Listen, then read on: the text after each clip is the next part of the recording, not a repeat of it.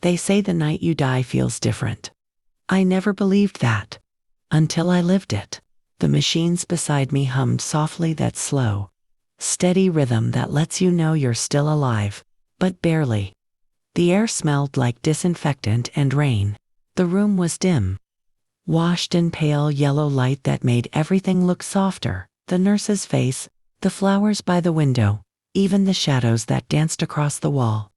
I could hear the clock ticking above my bed. 3:06 a.m. Every tick felt louder than the last. My hands were cold. My breaths came shallow. I wasn't afraid. Not exactly. Just tired. I'd lived 82 years, raised 3 children, buried one, prayed through storms, laughed in kitchens, and cried in church pews. And now, this room, this silence, it felt like the end of a very long prayer. A nurse named Clara checked on me every few hours. Sweet girl, always humming gospel hymns under her breath. I liked that. Reminded me of Sunday mornings long ago.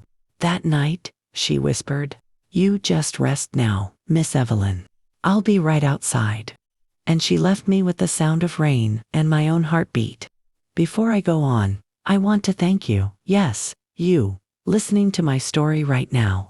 If you're still here, it means you believe there's something beyond what we can see. So before we go any deeper, make sure you subscribe and stay till the end. Because what happened after I took my last breath, even the doctors couldn't explain it. I remember whispering a prayer that night, not a fancy one, just for words. Lord, stay with me. And then, everything went quiet. The machines, the rain, even my thoughts. They said later I died at 3:17 a.m. But what came after? No one could explain. They told me later it happened quietly. No alarms, no drama, just a soft, flat tone that filled the room. One long note that meant I was gone. Nurse Clara was at the desk writing in her chart when she heard it. She said the sound froze her hand in midair. She ran down the hall, her shoes squeaking against the tile, and when she pushed open my door, the clock on the wall read 3:17 a.m. Miss Evelyn, she whispered, even though she already knew. My chest was still. The monitor had flatlined, and for the first time since she'd met me, my lips weren't moving in prayer.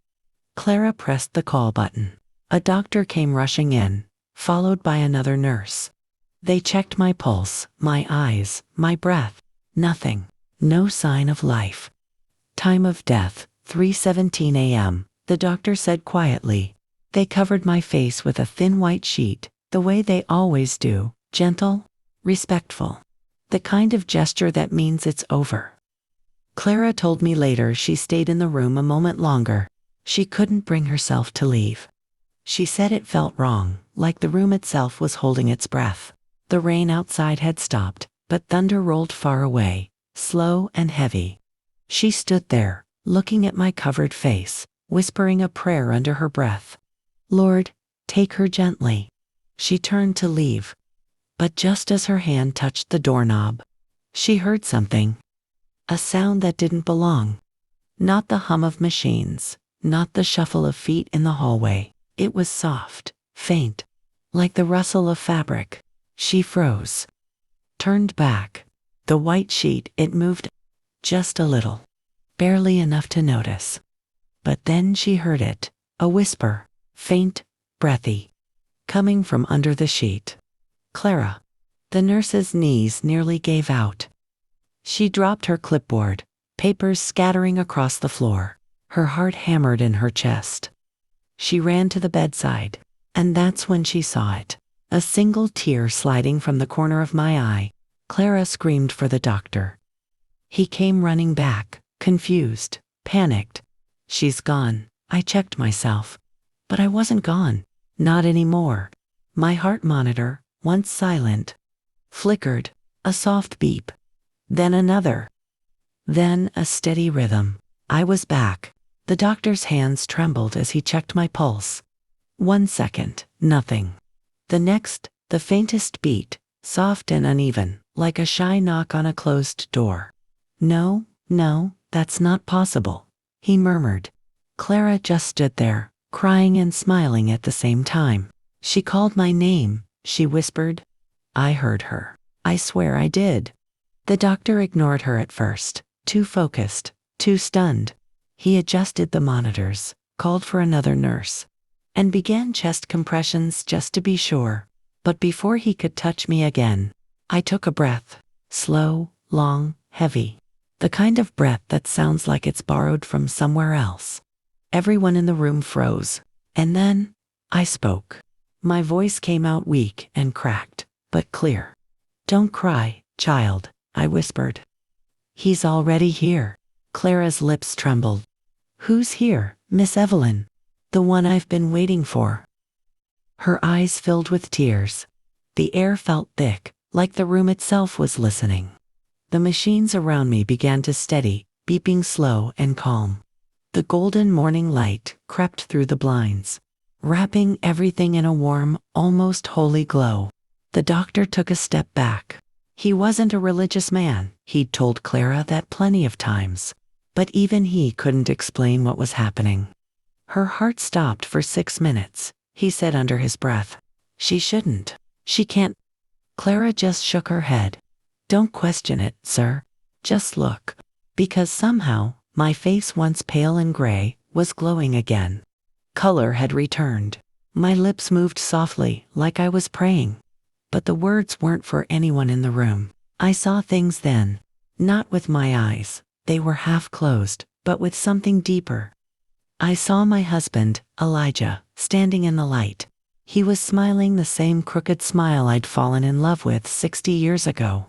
And behind him, all the faces I'd lost. My mother. My little boy. The friends who'd gone before me. "Not yet," I whispered to them. "There's something I still need to say." That's when Clara leaned closer. "Say what, Miss Evelyn?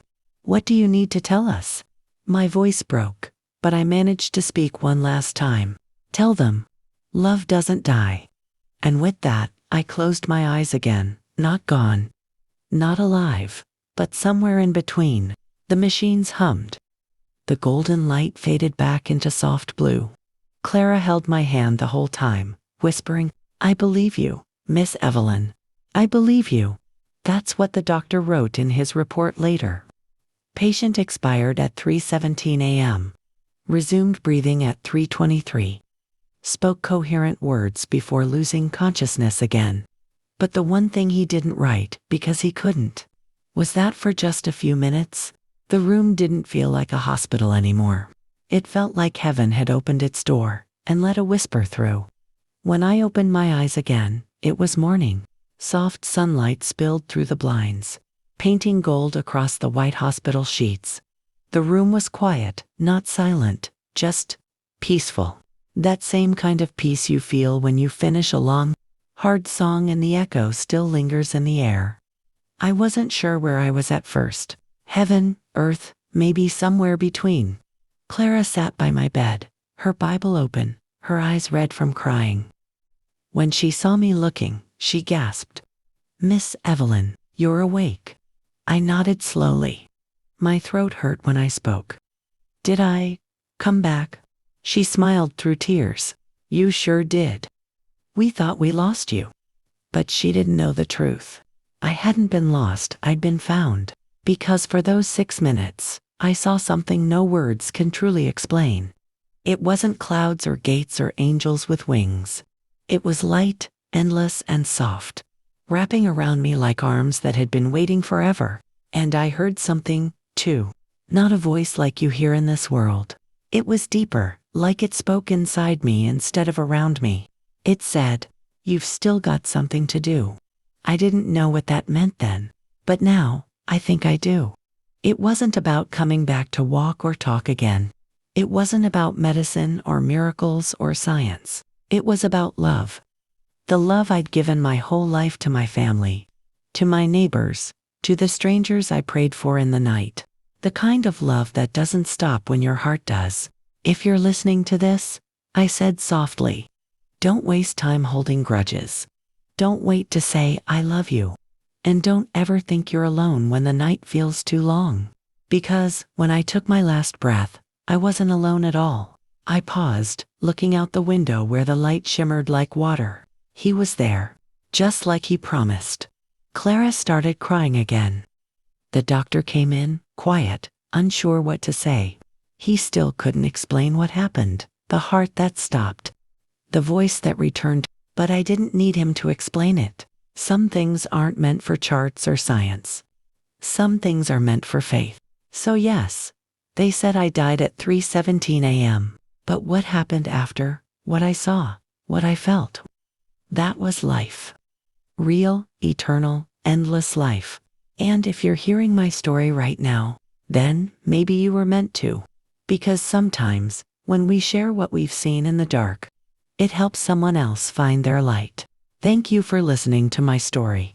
If it touched your heart, share it. Because someone out there needs to be reminded. Love never dies. Before you go, I want to thank you for sitting with me through this story, for listening not just with your ears, but with your heart. If this touched something inside you, if it reminded you of someone you love, don't keep it to yourself. Share it with someone who needs hope tonight. Greater than, and if you're new here, I'd be so grateful if you'd subscribe to our little family. Every week, we share stories like this, of faith, of loss, of miracles, and of love that never dies. Greater than, I'm glad you stayed till the end. You were meant to hear this one. Subscribe for more real stories that touch the soul. Thank you for watching Granny's Voice.